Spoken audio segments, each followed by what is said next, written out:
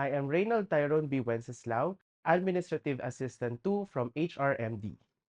JRRMMC's mission is to provide quality, safe, and environment-friendly healthcare through delivery of sustainable general tertiary health services, implementation of disease prevention and health promotion programs, efficient utilization of resources, continuous strengthening of human resource development programs for staff, affiliates, trainees, and clients, regular upgrading of inclusive facilities, effective institutionalization of gender-responsive policies, standards, strategies, and relevant research endeavors. JRRMMC envisions to be the center of excellence for health, where patients are assured of effective, safe, efficient, accessible, inclusive, responsive, and state-of-the-art services provided by highly competent, compassionate, gender-sensitive, and committed staff, and prime teaching, training, and research institution for medical and allied professions. JRRMMC's core values are compassion, culture, gender sensitivity, excellence, holistic approach, safety, and quality service. JRRMMC's quality policy.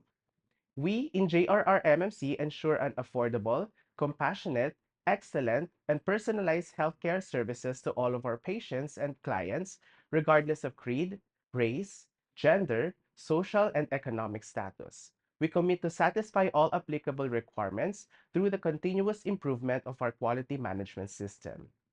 Our executive committee is composed of Dr. Wenceslao S. Lauderes, our Medical Center Chief 2, who provides overall leadership and strategic direction in managing hospital operations and ensuring quality healthcare delivery.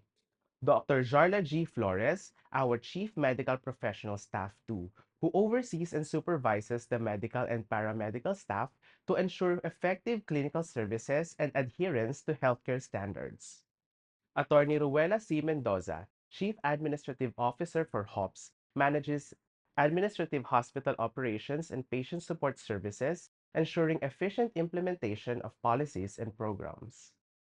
Mr. Jason G. De La Cruz, Chief Administrative Officer for Finance Service, leads financial management budgeting and resource allocation to support the hospital's operational needs. Mr. Joseph T. Gatchalian, Chief Nursing Service, supervises nursing personnel and ensures the delivery of safe, patient-centered nursing care. HRMD core functions, recruitment and selection represents meritocracy. Ipinapakita nito na ang pagpili ng aplikante ay nakabatay sa kakayahan, kwalifikasyon at merito, hindi sa personal na connection o impluensya. Tinitiyak ng HRMD na ang proseso ay patas at kompetitibo. Appointment o placement represents compliance. Tumutukoy ito sa pagsunod sa mga patakaran at pamantayan ng Civil Service Commission sa pagpoproseso ng appointment. Sinisiguro na ang lahat ng dokumento at kwalifikasyon ay tama at naaayon sa batas. Performance management represents accountability. Binibigyan diin nito ang pananagutan ng bawat empleyado sa kanilang performance sa pamamagitan ng halimbawa sa IPCR na susukat at namomonitor ang kanilang kontribusyon sa organisasyon. Learning and development represents growth. Ipinapakita na ang HRMD ay may papel na sumusuporta sa training units sa pamamagitan ng koordinasyon at dokumentasyon upang mapalakas ang kakayahan ng mga empleyado. Rewards and recognition promotes motivation. Layunin nitong hikayatin ang mga empleyado na magpakita ng mahusay na performance sa pamamagitan ng pagbibigay ng parangal at insentibo sa tulong ng HRMD bilang suporta sa praise committee. Compensation and Benefits Administration is for equity. Tinitiyak nito na ang sahod at benepisyo ng mga empleyado ay patas, tama at naaayon sa umiiral na batas at regulasyon. Records management is for integrity. Tumutukoy sa pagpapanatili ng tama, kumpleto at ligtas na impormasyon ng mga empleyado na mahalaga para sa transparency at audit. License and Employee Services for Coordination. Binibigyang diin ang papel ng HRMD sa pakikipag-ugnayan sa iba't ibang ahensya upang mapadali ang mga proseso at serbisyo. Company policies. As JRRMMC employees, we are expected to wear the prescribed uniform, always wear ID, and report on time. Attend the flag ceremony every Monday. If holiday or non-working day falls on a Monday, it will be moved on the next working day. Also, wear Filipiniana or barong or Asian-inspired outfit every flag ceremony. Uphold the norms and conduct of public officials.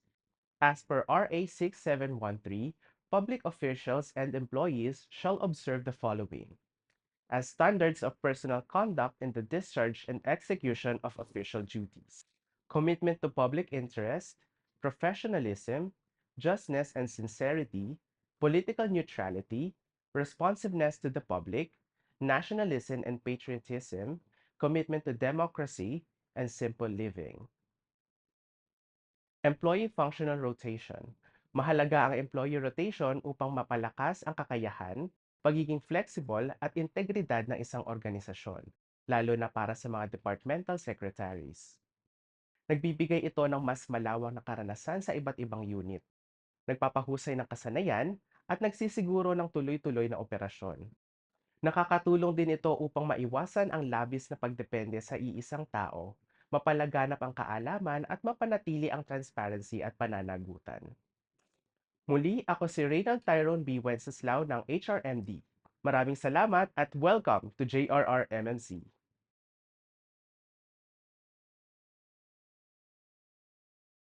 Hi, I am Mr. Arlo Arcango of HRMD, and now for our appointment unit orientation.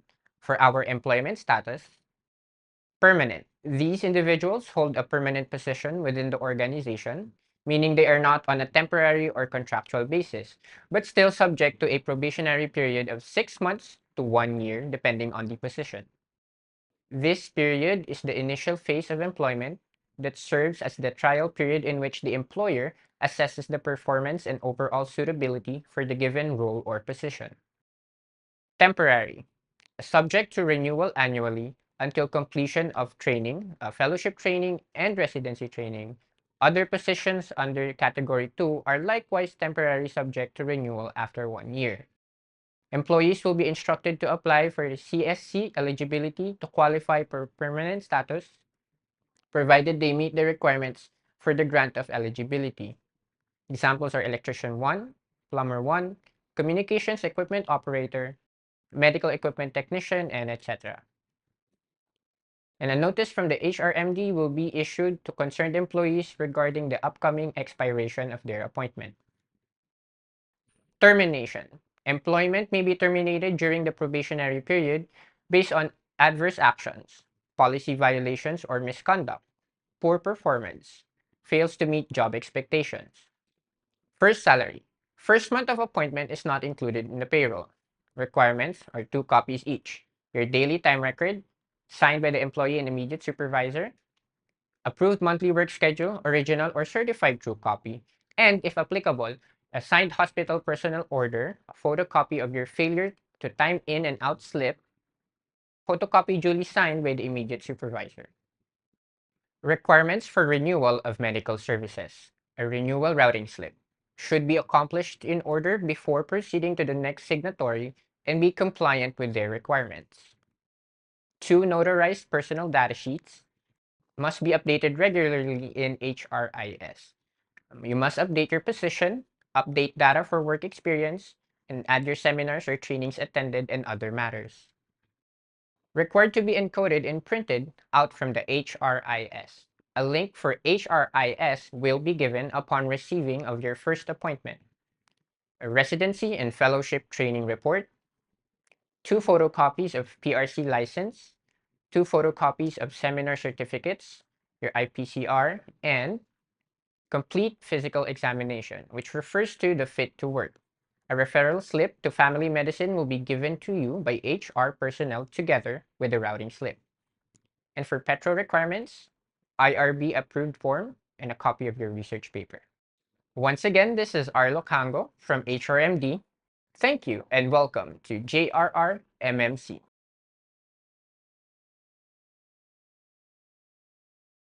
Hi, I'm Ms. Novidone O. Waino, Administrative Assistant 3 of HRMD, and here to talk about the Leaves Unit Orientation. Topics are compliance, types of leaves, purpose, conditions, and requirements: leave credit balance, leave without pay, resignation, retirement, and transfer. All officials and employees who are separated from service are required to submit the following. First, Statement of Assets, Liabilities, and Net Worth or SALN. Individual Performance, Commitment and Review or IPCR, and SPCR, which are done every 6 months, January to June and July to December. Third, Personal Data Sheet. Fourth, Clearance Form, Leave of Absence for 30 days. Fifth, Daily Time Record, which shall be submitted 1 to 2 days upon receipt from HR. Types of leaves, requirements, and conditions. Legal basis and references. The granting and administration of leave benefits are governed by the following laws and issuances: 1987 Administrative Code or the Executive Order Number 292, Omnibus Rules on Leaves, which is the CSC Memorandum Circular Number 41, Series of 1998, as amended. Republic Act Number 11210, or the Expanded Maternity Leave Law, Republic Act Number 8187, or Paternity Leave Act of 1996, Republic Act Number 8972, or Solo Parents Welfare Act. Vacation leave, 15 days annually, commutable and cumulative, can be used for personal matters, travel, rest. VL shall be filed 5 days in advance from the date of leave. The mandatory annual 5-day forced leave cannot be monetized. It shall be forfeited if not taken during the year. Those with accumulated vacation leave of less than 10 days shall have the option to go on forced leave or not. Tardiness and undertime are deducted from vacation leave credits and shall not be charged against sick leave credits, unless the undertime is for health reasons, supported by medical certificate and application for leave. Traveling abroad shall be filed 1 month prior to the date of travel, with or without official time. What are the requirements? Letter addressed to MCC through proper head of service, leave form, travel authority, and clearance for 30 days and up. Sick leave, 15 days annually, commutable and cumulative, granted only on account of sickness or disability on the part of employee or any member of his immediate family. Paid time off from work that employees can use when they are sick, injured, or need to take care for a family member with a health condition, shall notify prior or 2 to 3 hours before duty to have a notification slip that shall sign by the immediate supervisor. Sick leave for 2 consecutive days or more requires a medical certificate with note fit to work from the family medicine as an attachment to the leave form. Other leaves, special privilege leave, entitlement of up to 3 days per year for government employees to attend to personal milestones, familial events, domestic emergencies, or personal transactions. It is non-cumulative, non-commutative, and not deducted from other leave credits. Applications for SPL should be submitted at least 1 week in advance, except in cases of emergency. Employees applying for special privilege leave shall no longer be required to present proof that they are entitled to avail of such leaves. When to use special privilege leave: birthday, anniversary for married, government transaction, bereavement, and filial. Maternity leave: every female employee in the government service, regardless of her civil status, employment status, length of service, and legitimacy of the child, in addition to her vacation and sick leave credits earned, shall be granted 105 days maternity leave with full pay for live childbirth, regardless of the mode of delivery, whether normal or cesarean.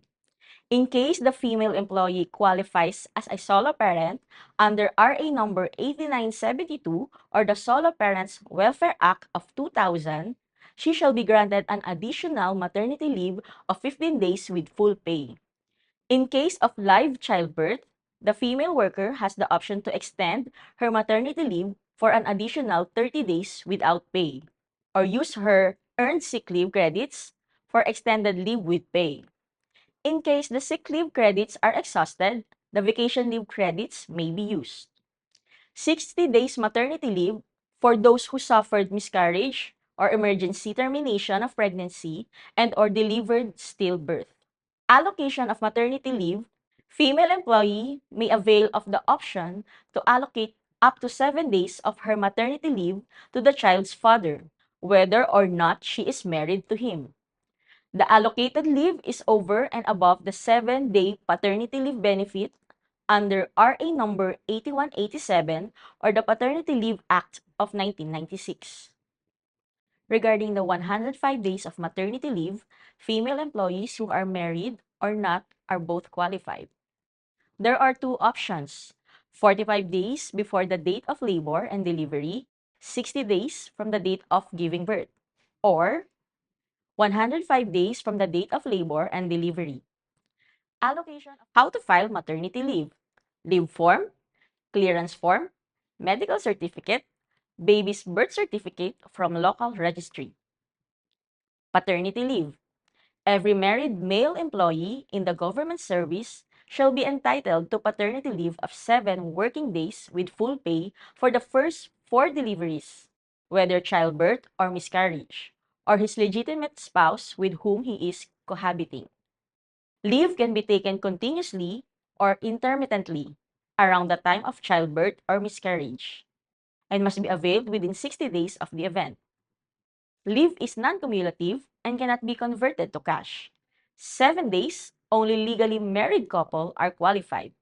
When to use: before, during, or after the date of delivery. What are the requirements? Leave form, marriage certificate, medical certificate, and baby's birth certificate from local registry or PSA copy. Solo parent leave. This leave is specifically designed to allow solo parents to fulfill their parental duties and responsibilities where their physical presence is required or beneficial to the child. 7 working days of parental leave annually. The leave can be availed on a staggered or continuous basis, subject to the approval of the agency head. Study leave. Study leave is a time off from work not exceeding 6 months with pay for qualified officials and employees to help them prepare for their bar or board examinations or complete their master's degree. For completion of master's degree, the study leave shall not exceed for 4 months. Employees must agree to fulfill a service obligation after the leave, typically serving for a period related to the length of the leave granted. Rehabilitation leave. Officials and employees may be entitled to the rehabilitation privilege for a maximum period of 6 months for wounds and/or injuries sustained while in the performance of official duties. The duration, frequency, and terms of availing of the privilege shall be based on the recommendation of the medical authority. Availing of the privilege may be less than 6 months or may be on a half-time basis or an intermittent schedule as determined by the medical authorities. Employees on official business outside of his or workstation, official travel, authorized overtime, detail order, and special assignment orders. However, officials and employees, while on rehabilitation privilege, do not earn and accumulate vacation leave and sick leave credits. Special leave benefits for women. Any female public sector employee, regardless of age and civil status, shall be entitled to a special leave of a maximum of 2 months with full pay, provided she has rendered at least 6 months aggregate service in any or various government agencies for the last 12 months prior to undergoing surgery for gynecological disorders. Minor surgical procedures, requiring a maximum period of recuperation of 2 weeks. Major surgical procedures, requiring a minimum period of recuperation of 3 weeks to a maximum period of 2 months. Special emergency leave, for example, calamity leave. A 5-day special emergency leave shall be granted to government employees directly affected by natural calamity or disaster. The special emergency leave can be applied for 5 straight working days or on staggered basis, and it will not be deducted from the employee's leave credits. The purpose of the leave may be any of the following: for urgent repair and cleanup of damaged house, being stranded in affected areas, disease or illness of employees brought by natural calamity or disaster, caring of immediate family members and affected by natural calamity or disaster. The special emergency leave may be availed by the affected government employees within 30 days from the first day of calamity declaration by proper government agencies or authorities. Violence against women and child leave. The special leave ensures that women in government service, regardless of employment status, who is a victim of violence, as defined in RA 8262, can address critical needs such as medical care, counseling, legal protection, and pursuing legal action. It also applies to female employees supporting child victims of abuse. The leave is non-cumulative and cannot be converted to cash. It may be availed continuously or intermittently. Extensions beyond 10 days are unpaid or charged to earned leave credits. Employees must submit supporting documents such as protection order, police report, or medical certificate. Adoption leave provides that a qualified female employee or a single male employee may avail of adoption leave of 60 days with full pay. Leave shall be enjoyed in a continuous and uninterrupted manner. It is intended to provide an opportunity for the prospective adoptee and the adoptive parents to develop bonding similar to that between a child and his or her biological parents. A photocopy of the original Pre-Adoption Placement Authority, or PAPA, issued by the DSWD before the grant of petition for adoption is filed with the Civil Service Form Number 6, Revised 2020, to apply for adoption leave. Monetization of leave credits. Payment in advance of the money value of accumulated vacation leave credits upon his request without actually going on leave of absence. Monetization of 50% of vacation or sick leave credits may be allowed for valid and justifiable reasons, subject to the discretion of the agency head and the availability of funds.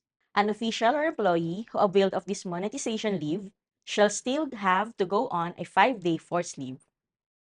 Terminal leave is applied by an official or an employee who intends to sever his or her service. Refers to money value of the total accumulated leave credits of an employee based on the highest salary rate received prior to or upon retirement date or voluntary separation.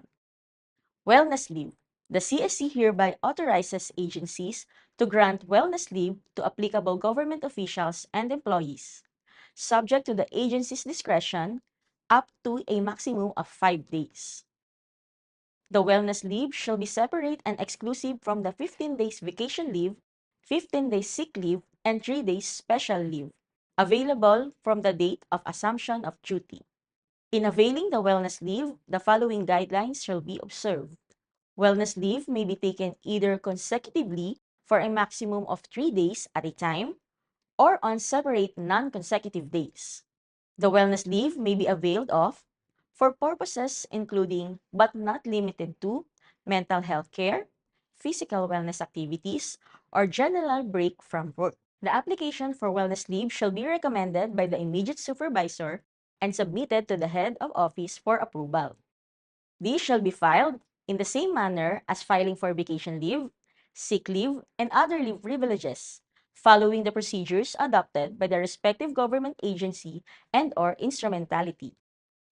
To promote a safe space in officials and employees' availment of the wellness leave due to mental health reasons, any information related to the applicant's mental health condition shall be bound by the rules of confidentiality and in compliance with the Data Privacy Act of 2012.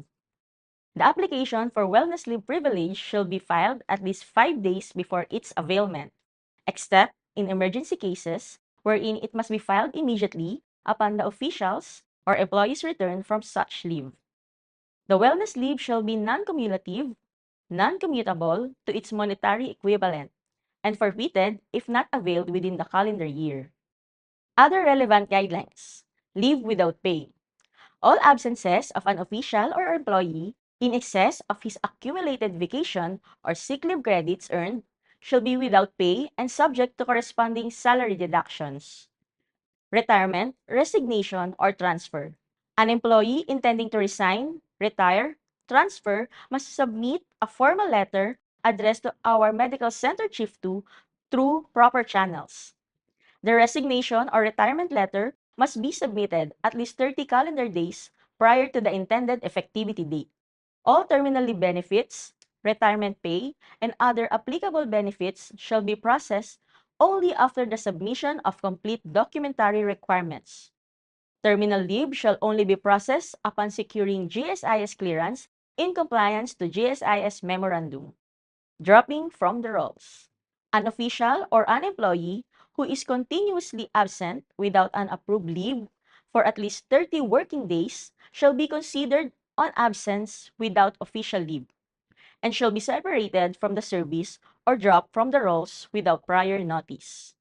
He shall, however, may be informed at his address appearing on his 201 file or at his last known written address of his separation from the service, not later than 5 days from its effectivity. If the number of unauthorized absences incurred is less than 30 working days, a written return to work order shall be served to him at his last known written address on record. Failure on his part to report to work within the period stated in the order shall be valid ground to drop from the rolls. An employee can be dropped from the rolls if they receive an unsatisfactory rating for 2 consecutive evaluation periods, or if they receive a rating of poor for 1 period and fail to improve their performance within the remaining time after being given due notice. Physical and mental unfitness. An officer or an employee who is continuously absent for more than 1 year by reason of illness may be declared physically unfit to perform his duties, and the head of office, in the exercise of his sound judgment, may consequently drop him from the role. An officer or employee who is behaving abnormally for an extended period which manifests continuing mental disorder and incapacity to work as reported by his coworkers or immediate supervisor and confirmed by the head of office may likewise be dropped from the roles. Again, I am Ms. Novidon Owaino, Administrative Assistant 3 of HRMD. Thank you and welcome to JRR MMC.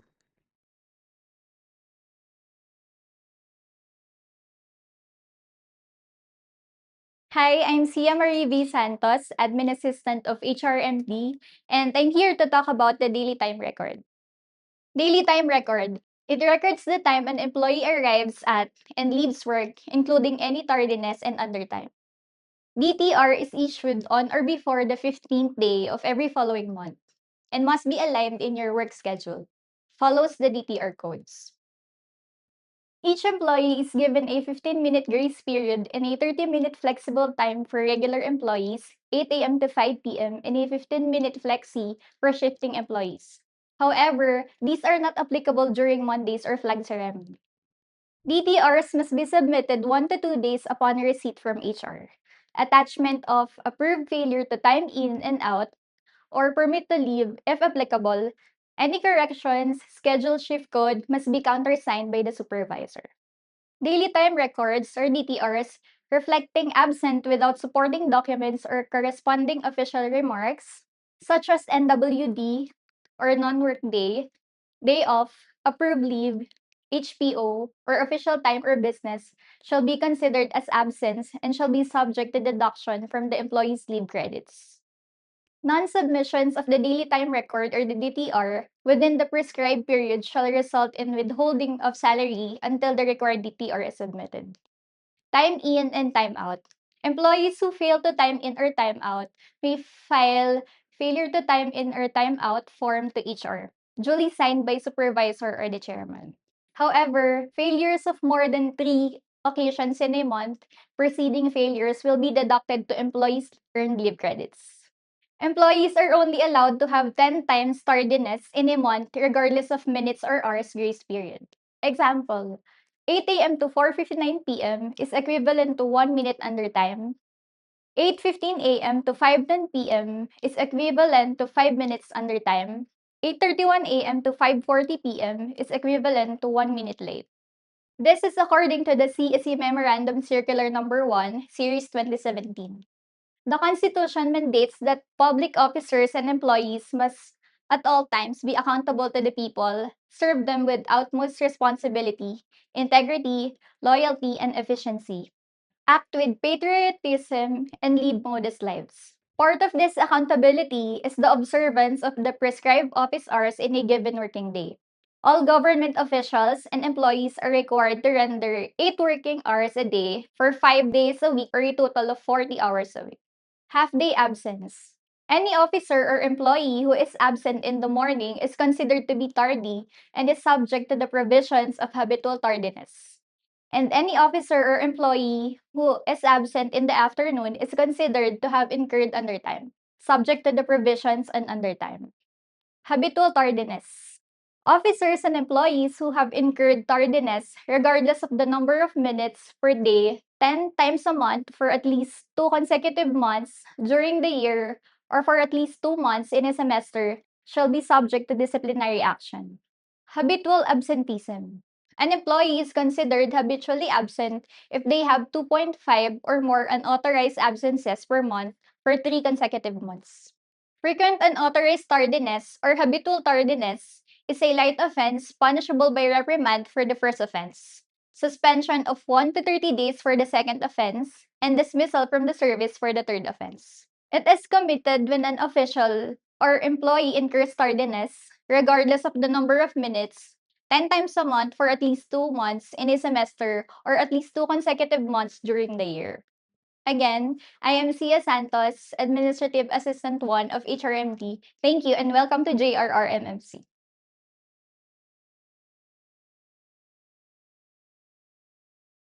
Good day, everyone. I am Miss Florence Embasas, Administrative Officer 3 of HRMD, and here to talk about the payrolling orientation. These are the list of our payrolling staff that you can count on to any time of the day during office hours.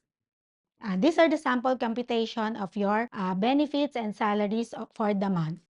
Basic salary, depende po yan sa inyong basic salary for the year and the tranche of the year.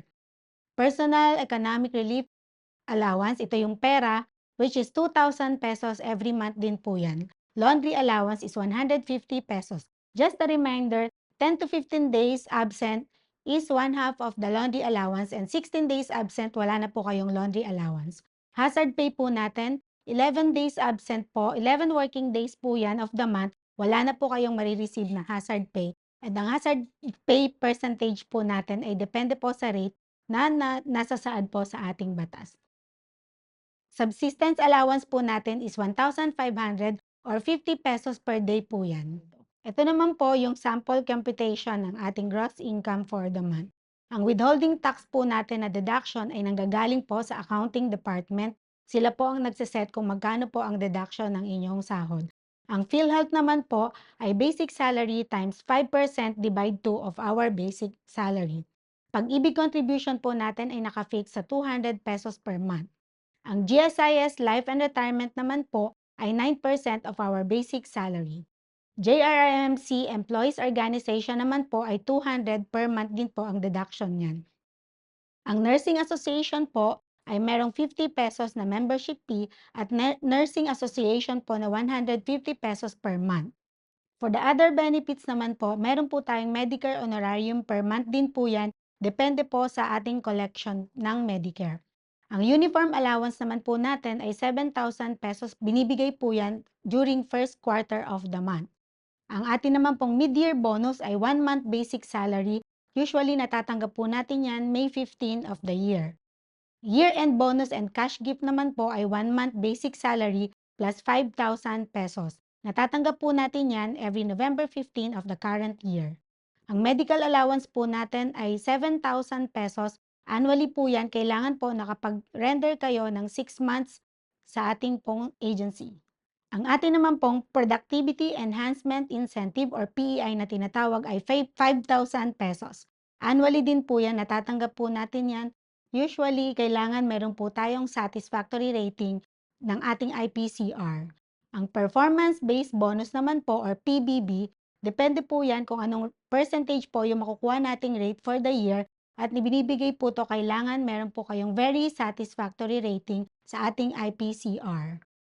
Ang CNA naman po ay 30,000 pesos. Annually din po yan, natatanggap po natin every December of the year.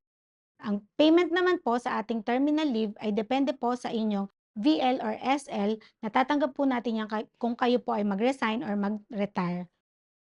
Ang salary grade 19 and below ay meron pong 25% ng ating basic salary.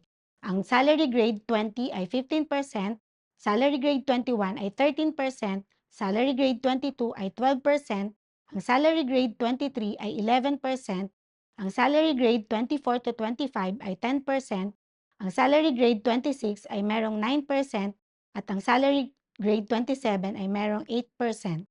Ang salary grade 28 naman ay merong 7%, salary grade 29 to 30 ay 6%, at ang salary grade 31 ay merong 5%. Ang ating naman pong Collective Negotiation Agreement or CNA bonus, ang CNA cash incentive shall be based on actual services rendered from January 1 to September 30. Number of months rendered newly hired, retired, resigned employees.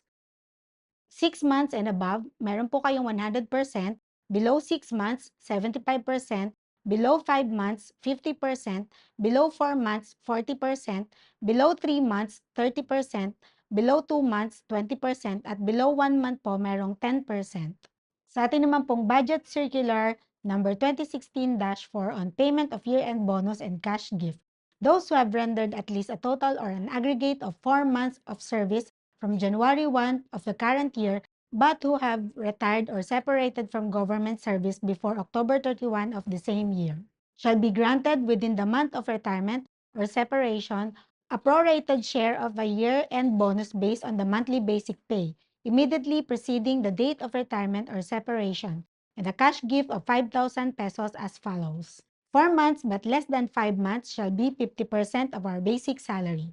5 months but less than 6 months, 60%. 6 months but less than 7 months, 70%. 7 months but less than 8 months, 80%. 8 months but less than 9 months, 90%. And 9 months but less than 10 months, 95%. Para naman po sa ating cash gift, 3 months but less than 4 months, 40% is 2,000 pesos. 2 months but less than 3 months is 30%, 1,500 pesos. 1 month but less than 2 months, 20%, 1,000 pesos. And less than 1 month, meron po kayong 10% which is 500 pesos. Ito naman po yung mga other transactions sa aming unit. Kami po ang pumipirma ng inyong loan para sa pag-ibig, calamity or MPL po yan, sinecertify po namin yan. Meron na din po tayong virtual application. Sa GSIS naman po, verification of net pay before the approval of our AAO. And sa loans naman po sa JRMMC Cooperative Alliance, sa amin po dumadaan din yan. And PhilHealth certification, pinipirmahan po ng ating head na si Miss Natividad Sarmiento. Again, I am Miss Florence Embasas, Administrative Officer 3 of HRMD. Thank you and welcome to JRRMMC.